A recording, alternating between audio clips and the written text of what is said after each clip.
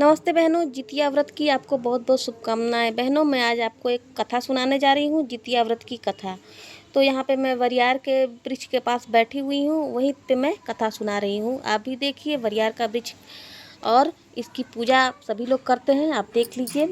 और मैं कथा सुनाना शुरू करती हूँ। तो बहनों, प्रेम से कथा सुनिए। एक गाँव में एक देवरानी एक जेठानी थी। जेठानी के ब्याह को 5 वर्ष हो गया था, लेकिन उसके कोई संतान नहीं थी। वह बहुत दुखी रहती थी। उसे लगता था कि मेरी कोई संतान नहीं है, परंतु हो जाएगी, लेकिन कब होगी पता नहीं।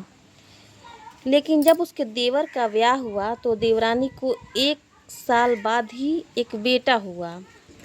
देवरानी के बेटे के जन्म से जेठानी को जरा सी भी खुशी नहीं हुई। उल्टा ही वह जल भुन गई कि मेरे तो कोई संतान नहीं हुई, और देवरानी को तो 1 साल में ही एक बेटा हो गया। अब तो देवरानी का और अधिक मान सम्मान होगा, मेरा मान सम्मान नहीं होगा। ऐसा सोचकर वह देवरानी के बच्चे को मार डालने की कोशिश करने लगी और देवरानी से जलने लगी। धीरे धीरे समय बीतने लगा और बच्चा 2 महीने का हो गया।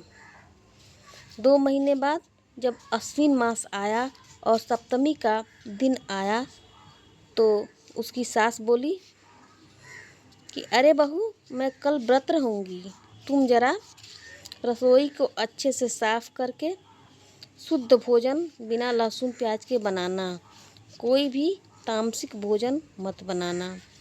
छोटी बहू बोली, ठीक है माँ जी, मैं ऐसा ही भोजन बनाऊंगी, परंतु आप कौन सा व्रत रहने वाली हैं, हमें भी बताइए। सास बोली, अरे बहू, तुम्हारा तो बच्चा अभी छोटा है, वरना तुम भी यह व्रत करती। यह खरजिउतिया का व्रत है। इसमें संतान की लंबी आयु की कामना की जाती है। यह बहुत ही अच्छा व्रत होता है। तब बहू बोली, माँ जी, तब तो मैं भी यह व्रत करूँगी अपनी बेटे के लिए। वह अभी छोटा है तो क्या हुआ, मैं कर लूँगी यह व्रत। अगले साल मलमास लग जाएगा तो मैं व्रत कैसे करूँगी, इसलिए मैं इस साल ही यह व्रत करूँगी। सास बहुत खुश हुई और बोली, बहू, तुम व्रत करना चाहती हो तो यह बहुत अच्छी बात है। तुम भी इस साल से यह व्रत करना शुरू कर दो। भगवान जीवित वाहन तुम्हारे पुत्र को लंबी आयु दे। यह सुनकर बहू बोली, माँ जी, आप कहाँ स्नान करने जाइएगा? तो सास ने बताया कि बहू, मैं गंगा जी स्नान करने जाऊंगी। इस बात पर बहू भी गंगा स्नान के लिए तैयार हो गई। सास बोली, जल्दी जल्दी खाना बनाकर हम लोग नदी पर जाकर नहाए खाए कर लें। बहू ने जल्दी से खाना बनाया और खाना बनाकर सास बहू दोनों नदी पर जाने लगी। बहू का बच्चा अभी सो रहा था। वह बहुत ही प्यार से जाकर अपनी जेठानी से बोली, दीदी, बाबू अभी सो रहा है, आप उसको देखते रहिएगा। जेठानी मुस्करा कर बोली,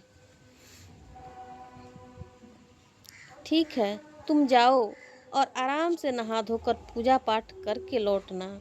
मैं तब तक बाबू का बहुत अच्छे से ध्यान रखूंगी। इतना कहकर बहू अपनी सास और पड़ोस की महिलाओं के साथ स्नान के लिए जाने लगी। पड़ोस की महिलाएं बोली बहू की सास से कि अरे, आपकी बहू भी व्रत करेगी? तो सास बोली, हाँ हाँ, ये भी करेगी। महिलाएं बोली, यह तो बहुत अच्छी बात है।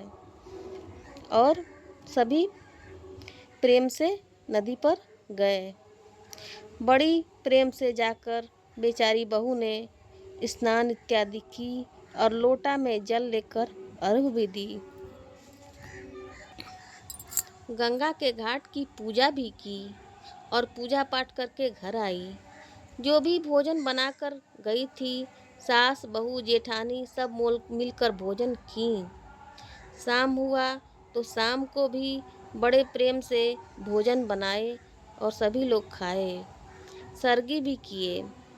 जब सवेरा हुआ तो अपनी जेठानी से बोली, दीदी मैं व्रत हूँ, आप भोजन बना देंगी क्या? जेठानी बोली कि हाँ हाँ, क्यों नहीं, मैं बना दूंगी भोजन। तुम व्रत हो तो मैं भोजन क्यों नहीं बनाऊंगी। बड़े प्यार से जेठानी पूरे दिन काम की और जब शाम का समय हुआ तो सास फिर से कहने लगी कि बहू मैं नदी पर जाऊंगी और वहीं स्नान करके गंगा मैया की पूजा करूंगी और कुछ कथा कहानी भी वहाँ पर सुनूंगी। छोटी बहू बोली, माँ जी मैं भी चलूंगी, मैं स्नान करके पूजा करूंगी और कथा मैं भी सुनूंगी।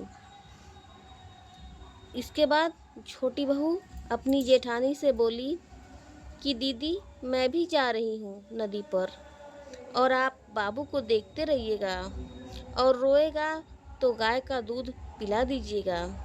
जेठानी बोली कि हाँ हाँ जाओ, मैं इसे बहुत ध्यान से रखूंगी और दूध भी पिला दूंगी। तुम जाओ। और जैसे ही जे जेठानी जैसे ही देवरानी नदी पर चली गई, जेठानी ने बच्चे को मार दिया और उसे एक लाल कपड़े में लपेट दिया और उसे एक बोरी में डाल कर ले जाकर गंगा के घाट पर फेंक दी। बहनों, वो कुकृत्य करते हुए जेठानी का हृदय जरा सा भी नहीं कांपा और जेठानी जो थी वो दूसरे रास्ते से गई और देवरानी के पहुंचने से पहले ही गंगा के घाट पर ले जाकर बच्चे को फेंक दी। इधर जब सभी महिलाएं घाट पर पहुंची और स्नान करने लगी, तभी इतने में एक महिला के पैर में वो बोरी लगी जिसमें वो बच्चे की लाश थी। उसने उसे पैर से किनारे कर दिया और बोली, पता नहीं क्या मेरे पैर से लगा है। इसी तरह दूसरी औरतों के पैर से भी वह बोरी लगी और अंत में छोटी बहू के पास वह बोरी आई। सरकते हुए जो पानी से बहाव होता है पानी का, उसी से वो बोरी छोटी बहू के पास भी आ गई और उसके पैर से लगी। उसने वह बोरी उठा ली और बोली, इसमें बच्चा है। जब पानी से बाहर लाकर निकालती है तो देखती है उसमें उसका ही बच्चा था। वह रोने लगती है और विलाप करती है और बहुत ही दुखी होती है। दो बहनों, ऐसा किसी के साथ न हो, किसी के बच्चे को कुछ न हो, सबके बच्चे अच्छे से रहें। इधर वो बहुत रो रही है देवरानी और जो वो बहुत प्रेम से जितिया व्रत की थी, तो जीतवाहन बाबा को उसके ऊपर दया आ गई। जीतवाहन बाबा ये सब देख रहे थे और उन्होंने उस माँ पर दया करके उस बच्चे का प्राण लौटा दिया। बच्चे की माँ अभी भी विलाप ही कर रही थी कि एक महिला बोली, बहन मत रो, देखो बच्चे की सांसें चल रही हैं धीरे धीरे। तभी दूसरी महिला बोली, अरे बच्चे को उल्टा लिटाओ, पेट दबाओ। इस तरह का शोर होने लगा। तभी दूसरी महिला बोली, बहन इसे दूध पिलाओ। इस पर बच्चे की माँ अपने बच्चे को सीने से लगाकर दूध पिलाने लगी तो बच्चा धीरे धीरे अपनी हरकत और थोड़ा थोड़ा बढ़ाने लगा और घुट घुट करके दूध पीने लगा। इसके बाद बच्चे ने अपनी आंखें खोल दी। यह देखकर उसकी माँ का सीना चौड़ा हो गया और सभी लोग जीतवाहन बाबा की जय, जीतवाहन बाबा की जय करने लगे। इस तरह जय जयकार हुई।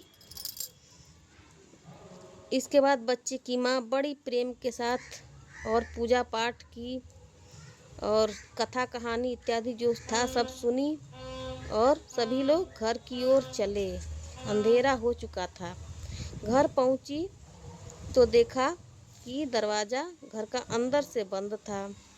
जेठानी जो है खुशी के मारे फूली न समा रही थी और वो सोच रही थी कि जैसी मैं थी मैंने भी इसे ऐसा ही कर दिया, यानी जैसे मेरे पास बच्चा नहीं था, मैं बिना बच्चे की थी, इसलिए मैंने भी इसे बिना बच्चा का ही कर दिया।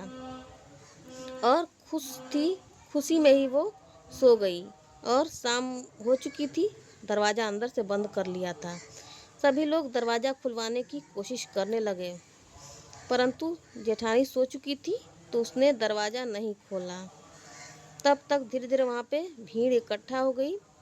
सभी लोग जो उसके साथ औरतें गई थी उन्होंने वो सब देखा था और बाकी सभी लोग को कुछ पता नहीं था और सभी दरवाज़ा खुलवाने की कोशिश करते रहे। इतने में छोटी बहू का पति, उसका देवर और उसके ससुर इत्यादि सभी लोग आ गए और दरवाज़ा खुलवाने की कोशिश करने लगे। जब दरवाज़ा नहीं खुला तो छोटी बहू का पति जो छत पर चढ़ गया, जो खपड़े का मकान था खपड़ैल का, उस पर चढ़ गया और जाकर आंगन में कूद गया तो देखा कि भाभी वो सो रही है। खुशी से उसके चेहरे पर खुशी दमक रही थी। वो बोला कि भाभी क्या हुआ, तुम क्यों सो रही हो, क्या हुआ। फिर वो उठी हड़बड़ाकर जेठानी और दरवाज़ा खोला तो सभी लोग अंदर आ गए आंगन में और जो देवरानी थी उसके गोद में बच्चा था और बच्चा रो रहा था। जेठानी ने बच्चे की रुलाई सुनी तो वो डर गई। पहले तो उसने बहाना सोचा था कि मैं ये बहाना बनाऊंगी, वो बहाना बनाऊंगी, लेकिन जब उसने बच्चे को देखा तो वो डर गई और बोली, अरे तुम इस बच्चे को लेकर गई थी, मैं तो उसे ढूंढ रही थी, देखो मैं परेशान हो गई ढूंढते ढूंढते, तुम कब इस बच्चे को लेकर चली गई।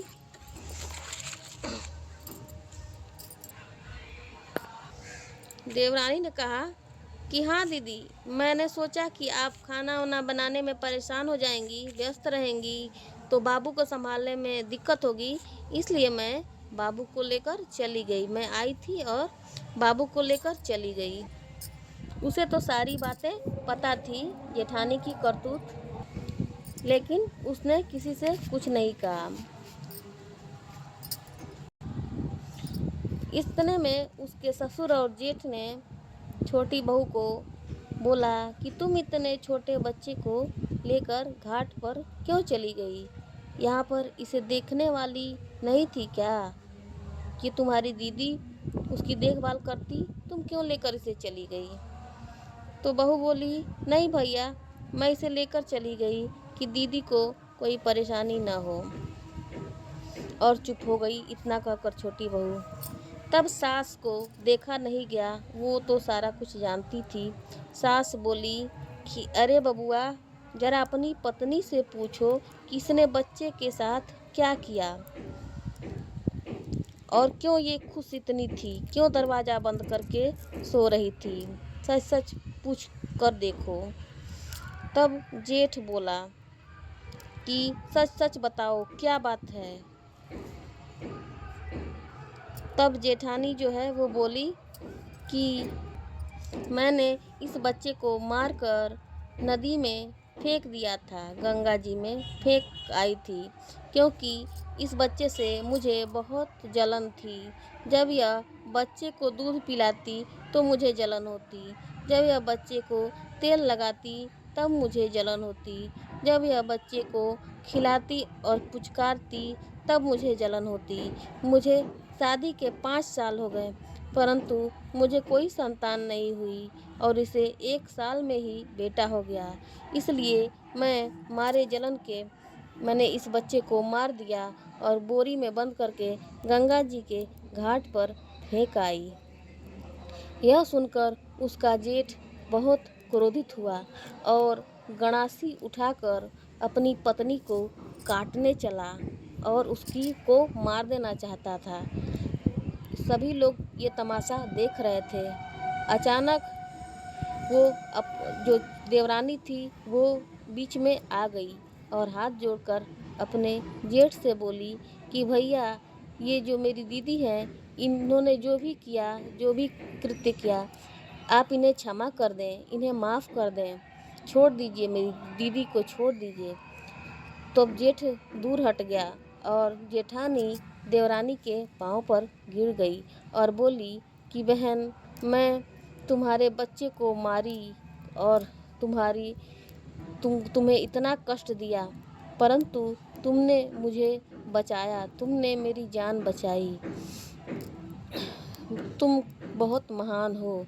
तब जो देवरानी थी वो बोली, नहीं दीदी, आप भी व्रत कीजिए, 2-3 साल व्रत कीजिए, आपका भी गोद भर जाएगा और आपके घर में भी बेटा हो जाएगा, आपकी भी संतान हो जाएगी। जितवाहन बाबा आपका भी रक्षा करेंगे। मुझे मेरा बेटा वापस मिल गया, मुझे और कुछ नहीं चाहिए, मुझे किसी से कोई शिकायत नहीं है। तो देवरानी के कहने पर जेठानी ने भी व्रत की और 2-3 साल बाद ही उसके भी संतान हो गई और दोनों देवरानी जेठानी खुशी खुशी रहने लगी। जैसा उनके साथ हुआ, उनके बच्चे अच्छे से रहने लगे, वैसे सभी के बच्चे अच्छे से रहें। बोली जितवाहन बाबा की जय।